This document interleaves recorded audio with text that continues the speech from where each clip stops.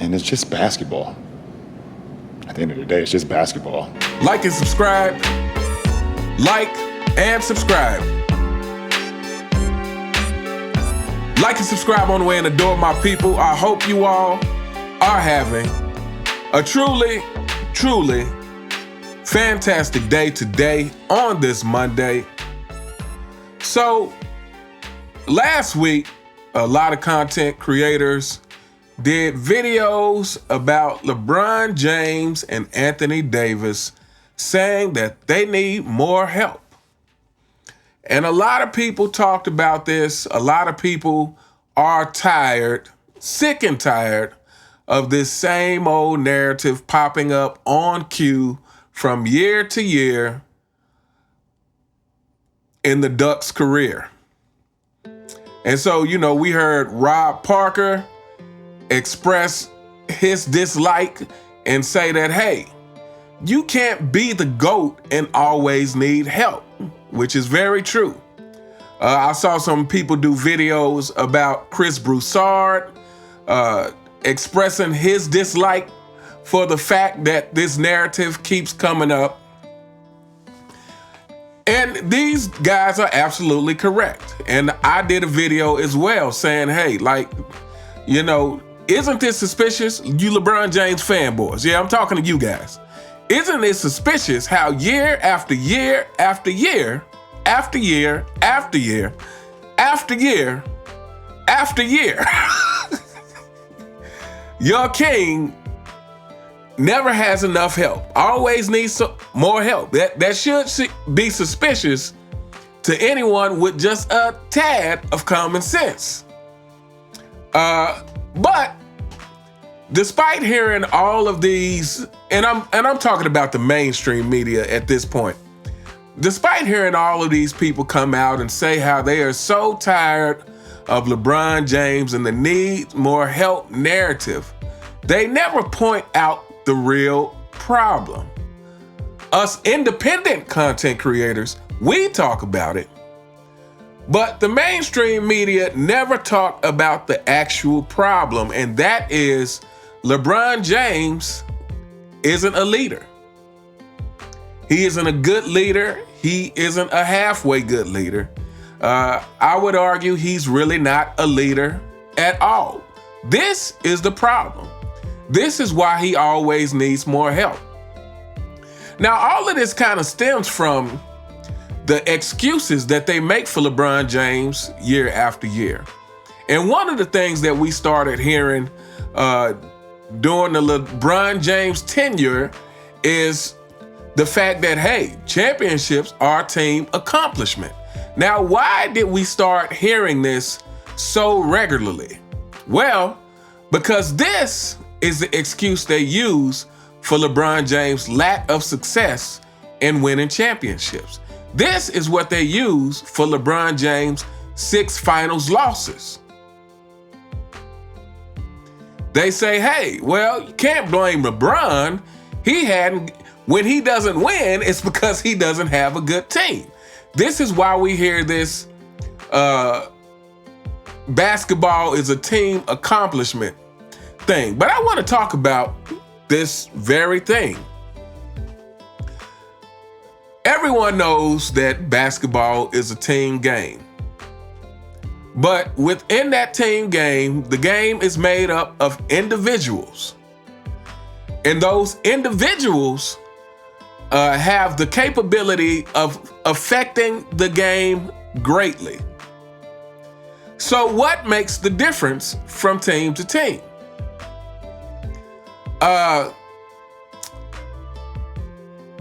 Obviously, it's talent makes a difference. But for anyone who thinks that LeBron James hasn't played on ultra talented teams, then you need to stop watching everything. You shouldn't watch basketball. You shouldn't do any activity that requires vision because you obviously can't see at all. But yeah, so talent is part of it.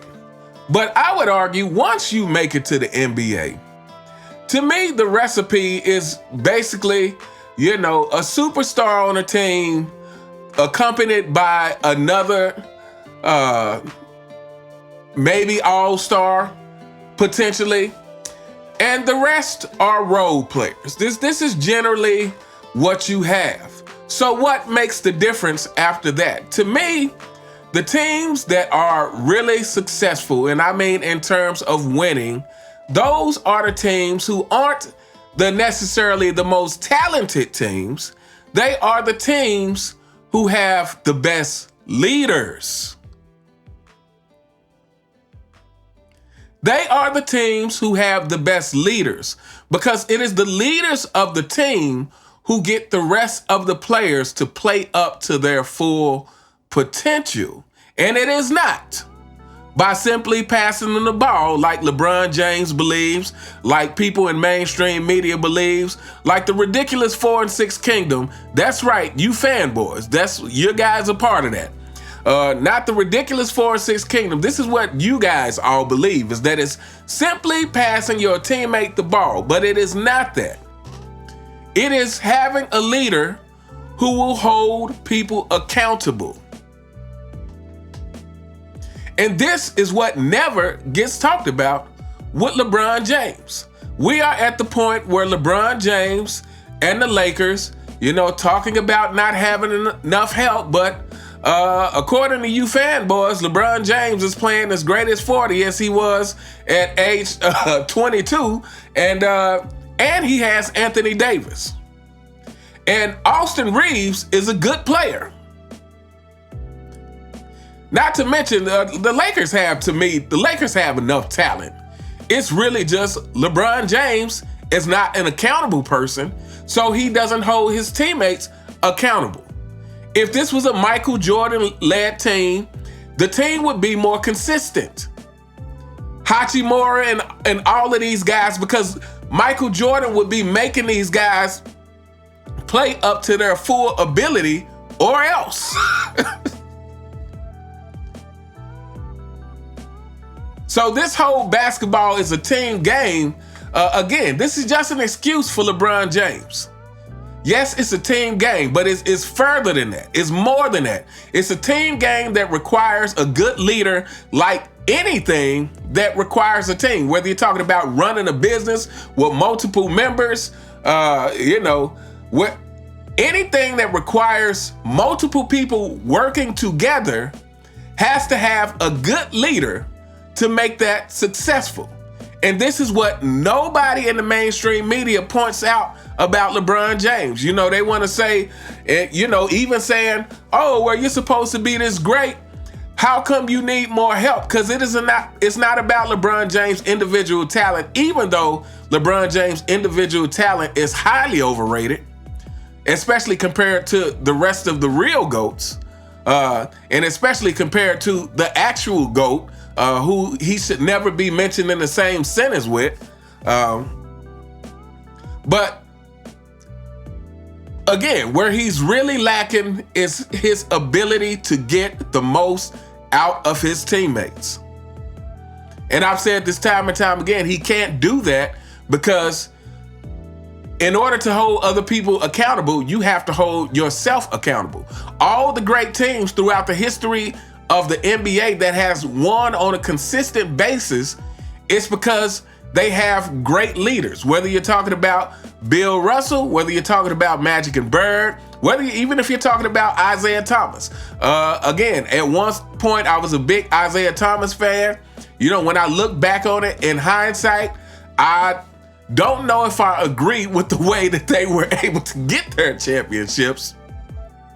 In terms of, to me, they were playing basketball that really could have ended someone's career. But outside of that, what I can say is Isaiah Thomas himself was great at rallying his team. Everybody knew who the leader of that team was. Everyone knew whose lead the rest of the players were following. And which is probably why Isaiah got banned from the Dream Team, in addition to obviously not shaking hands and poor sportsmanship. But yeah, Isaiah Thomas, obviously Michael Jordan, you're talking about Tim Duncan, and all of the Hakeem Olajuwon, all of the players who have great success teams that have great success, it is because they have great leaders who are able to get the most out of their players. Even if you're talking about some of the teams that didn't get to win, especially if you're talking about the teams during the Michael Jordan era that didn't get to win, like Stockton and Malone.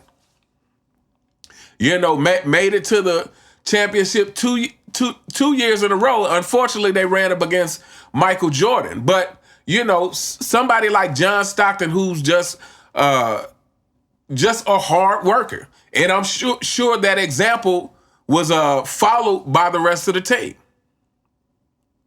But again, when you got a LeBron James who doesn't play defense, this is your leader? Fanboys, we're talking to you. This is your leader who consistently doesn't play defense, who is known for not playing defense.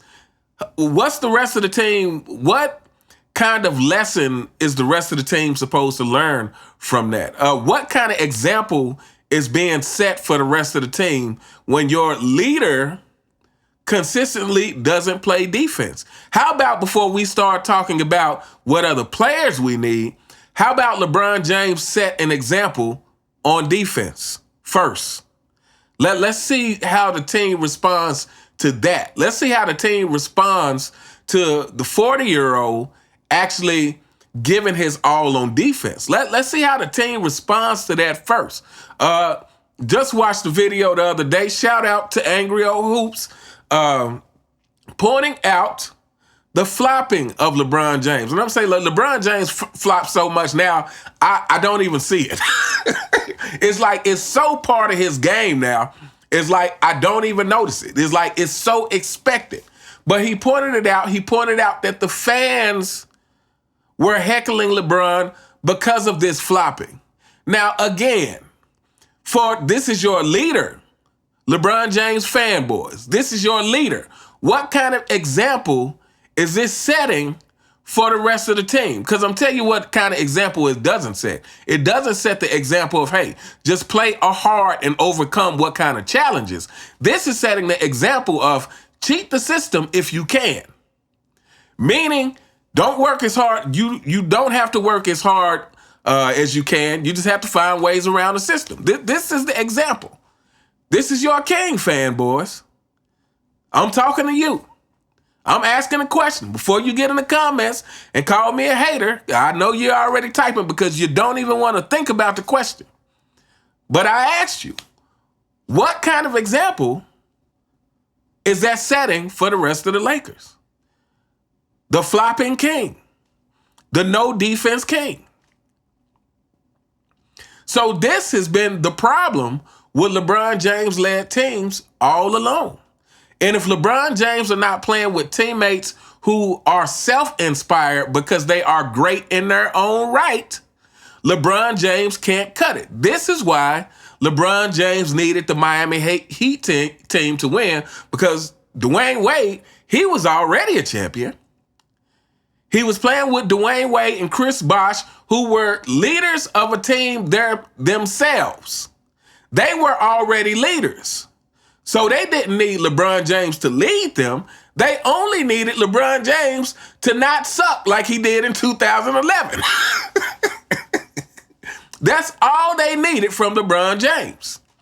Then he goes back to Cleveland and gets with Kyrie and Kevin Love. Kyrie is his own man. He doesn't need someone to lead him in terms of his greatness. And this is why Kyrie was able to hit the last shot. And then you get with Anthony Davis, who's a force in his own right. Anthony Davis could and should be leading the Lakers, but they got this old guy who won't get out the way. As a matter of fact, really quick, let's talk about the fact that at the very beginning of the season, now I know it was the very beginning of the season, and we don't know how the outcome we don't know if the outcome would have lasted through the duration of the season. But I will say, at the very beginning of the season, when they were actually running the offense through Anthony Davis, the Lakers looked a lot better. But we all knew that there was no way that LeBron James' ego could handle not having the offense, not playing the system, not being the focal point, not getting all the praise, not getting all the people saying, well, look, LeBron James got a triple-double at 40 years old. This is great. Even though they're losing, it's not his fault. He needs more help. He needs more help so that he can stat pad, get his numbers, and even though he's hurting the team, if you put enough good players, then they can pick up the slack for LeBron so that he can stat pad his numbers. But anyway, we gonna hold up here. Let me know what you guys think in the comments. Have you heard anybody in mainstream media talk about LeBron James' lack of leadership, which is the real problem? This is why he needs help every year, because LeBron James doesn't get the most out of his teams. This is why LeBron James has 6 finals losses, because LeBron James doesn't get the most out of his teams. This is why LeBron James needs other superstars on his team, because LeBron James needs teammates who he doesn't have to motivate, who he doesn't have to hold accountable, because he is not a leader. He's not willing to take on that responsibility, and he's not willing to take on that responsibility because he himself does not do his job to the maximum ability. He himself does not play defense. He really doesn't move that much on offense. I've described LeBron James' offensive game enough so that you fanboys should understand that LeBron James, the so-called pass first player, his idea of pass first is standing, dribbling while watching someone else spend all the energy to make cuts to the basket. And you contrast that with Magic Johnson, who was much more of an attacking, leading the break kind of point guard who was creating opportunities through his actions. The same with Michael Jordan. Michael Jordan created opportunities through his action. Through his effort, he created assists. And this is why LeBron James, as far as a passer, is nowhere in the stratosphere of Magic Johnson, and he's not as good a playmaker as Michael Jordan either. It's not close. But anyway, let me know what you guys think in the comments. You all have a truly fantastic day, and I'll see you next time. All right.